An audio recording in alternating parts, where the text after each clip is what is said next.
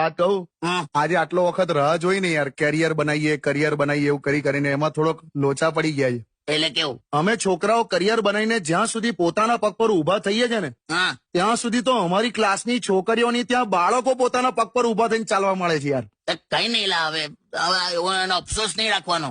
ના પણ એટલે આમ શું કરવાનું યાર. તું અત્યારે જ્યાં છે તે તારા કરિયરમાં આટલો આગળ તું વધી ગયો, એ કદાચ એવું બનત કે નાની ઉંમરે લગ્ન કરી નાખ્યા હોત તો આટલો પહોંચત પણ નહીં તું. એટલે એવું હોઈ શકે.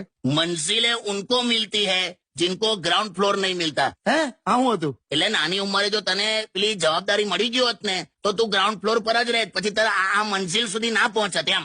એટલે આ તો કઈ ઉદાહરણ આપ્યું. એટલે તને ખ્યાલ આવી ગયો ને એમ, મારી નાની ઉંમરે લગ્ન થઈ ગયેલા તો મેં હું ઉખાડી લીધું બોલ. એવું નહીં. તારે ઓલ ઇઝ વેલ કરીને ચલાયા કરીએ છે ને. અઠવાડિયામાં એકવાર પેલા કસ્ટમર કેર વાળી સાથે 10-15 મિનિટ વાતો કરો ને તો સેલ્ફ રિસ્પેક્ટ પાછું આવે બોલ.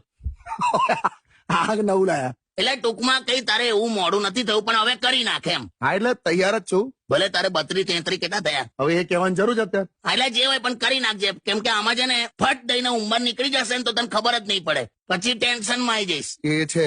આ છે ને ગરોડી જેવું છે, ગરોડી. હું ગરોડી? હાલા ખાટલા પર પડેલી ગરોડી દેખાય ને તો એનું ટેન્શન નહીં, પણ જો અચાનક ત્યાંથી ગાયબ થઈ જાય ને પછી ક્યાં ગઈ એવું થાય આમાં. એટલે હવા ઉદાહરણ આપો છો યાર. એટલે તું કરી નાખે એમ.